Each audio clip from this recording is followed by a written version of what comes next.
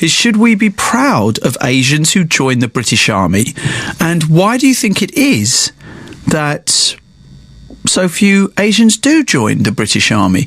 Rab, good morning. Hello there, good morning now. Let's start with the first question. Should we be proud of Asians who join the British Army? No, we shouldn't. And I'll tell you why. I personally don't think we should be proud of anybody that joins the army. I would like to ask the question to that gentleman that's actually on, who's actually trying to represent the army, which is that if... Well, he's not here to represent the army. He used to be in the army. He's not officially representing. Well, you know what I mean. If they were going over to his country of origin, where his family came from, and they were killing innocent Sikhs or Hindus, I take it that he's a Sikh or a Hindu, and then I would like to ask his opinion then, whether he would be as proud to be part of that force that's killing innocent people. Rab, why don't you buy into the idea? Because you said you shouldn't be proud of anyone who joins the army, and yet if there were soldiers coming down your street, French soldiers, for instance, who were coming to take you out, you'd be more than happy for a British Army tank to turn up and put them away, wouldn't you? Because that would be an actual just war. You see, the wars that they've gone into, places like Afghanistan, they wouldn't have harmed us. But the question is, should we be proud to join the British Army? No, and the answer is no. And the short answer is yes. I think you should be actually disgraced. If you're living in Britain, disgraced. Okay, all right, wait a minute. Rab, stay there, Rab. I want to bring Vic in on this, because he joined the army 6 months ago. Vic is in Bradford. Vic, hello? Hi, now. You joined the army. Now, Rab says anyone who joins the British Army is a disgrace.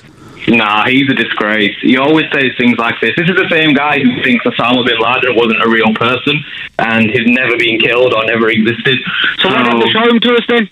Why don't they show him to us? They show us a picture of him. Okay, we're not going to go down a thing of whether... I mean, this is as ridiculous, Rab, as saying that, was Elvis real or not. I know, Rab does this every time. And the thing is, he doesn't have a problem with Muslims from this country going over to fight in Syria and end up killing other Muslims. He's been on the show before and he said that's okay. He thinks that joining the British Army for British people is the same as young British Muslims going to fight in Syria for Muslims. It's not the same.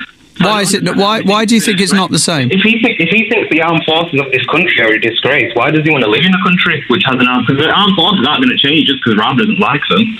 Yes. So, Rab, where would you rather go and live then? What did he say, Nihal? I didn't catch his last comment. Well, if you don't like the British Armed Forces, who, by the way, are here to protect you, then where do you want to go and live? Why don't you go and live somewhere else with an army that hasn't gone and illegally invaded countries? I like everything about it. But you feel it's a disgrace. The British Army protects. What they're doing at the moment is a disgrace because there's wars going on in other countries, and if they were... What, you mean like going out and helping in the fight against Ebola? And they should be stopping wars that's happening over in Ukraine, wars that have been going on in Egypt, wars that are going on in Palestine, wars that are going on all over the world, which they don't want to tell us about. Okay, all right, Rab. All right, bye. Okay. Vic, what made you want to join the British Army? I'm not quite sure now, because I used to read the show all the time, and I've always been interested in politics, what's going on in the world, and then I just thought, I don't want to talk about it all the time, I'd rather be involved and go see it for myself rather than just reading stuff up online. So I joined, and that's pretty much it. I just finished my basic training. Wow, okay. So when do you fully join up then? Well, I'm pretty much fully joined up at the moment. So what do you make of people who feel like Rab, and he's not on his own, when he says it's a disgrace that the British Army went and fought illegal wars, killed innocent people? Why are they not helping out in Ukraine and Palestine and Egypt? Egypt is bizarre because that's a civil war. Why would you help in Egypt? So he doesn't even understand that. It's people like Rab who they don't give Muslims a bad name, but they give the Asian community, especially Muslims or people from his type of background, a bad name, because in the army it's so hard and you put in so much effort and you do it all, like you said, to protect the public of the UK, and then you have so-called British citizens who are saying the army's a disgrace. But how are you protecting the people of the UK? Well, by being in Afghanistan or by being in Iraq, for instance? Two countries, of course, that certainly in Iraq are not in anymore. Afghanistan was a lawless country which was being ruled by the Taliban, and the Taliban were allowing people like Al-Qaeda to use that country for a training base, a place where they plan attacks on the UK and on America. So what were we supposed to do? Just leave them there? And bombing campaigns don't always work. We can't just bomb from the sky like people always say. Sometimes you need to have boots on the ground because these guys are wise to our tactics as well now. You drop a few bombs, it's like what ISIS are doing. As soon as they hear the jets coming, they disperse and run away. That's why people keep saying the bombing campaign is not that effective.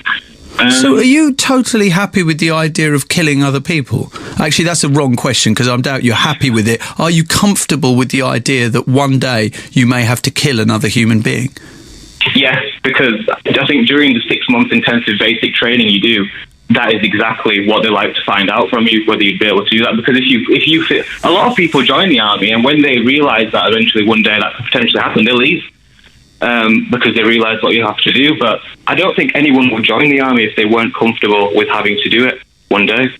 And do you think that psychologically you can handle a lot of the traumas that you may see? After all, so many soldiers returning specifically from Afghanistan have post-traumatic stress disorder because of the things that they've seen. I wouldn't know until it happens now, but all I know is that the people who trained me during my basic training were all young lads. They were all, quite surprising, they were all in the mid-20s, 25, 26-year-old corporals in the British Army, and they'd all done multiple tours of Iraq and Afghanistan, and they joined up when they were 18, and they were some of the best trainers that I've ever had. What about racism? I experienced nothing now, and I know people think, oh, he's just saying that, but one thing you've got to understand with the army is that the banter is outrageous, and I'm not trying to justify any racism of that, but you will hear not just racism, but all kinds of outrageous things, because it's like you said, it's such a demanding job, and sometimes the things that you might see or go through will be so bad that there's got to be humour there all the time, all day, just to keep people's spirits up. So yeah, there were no racism, and as far as like Rab was saying, when I was doing my basic training, I did it at the British Army's Infantry Training Centre in Yorkshire, and there were Muslim guys there as well. There were Muslims. I spoke to them. You see, everyone comes together in the mornings when you go get your lunch and your breakfast. And I used to see them in the queue, and I used to talk to them. And we never discussed anything. Like, you wouldn't go up to him and say, "Oh, you're Muslim. Why have you decided to join the army?" Because he's made that choice.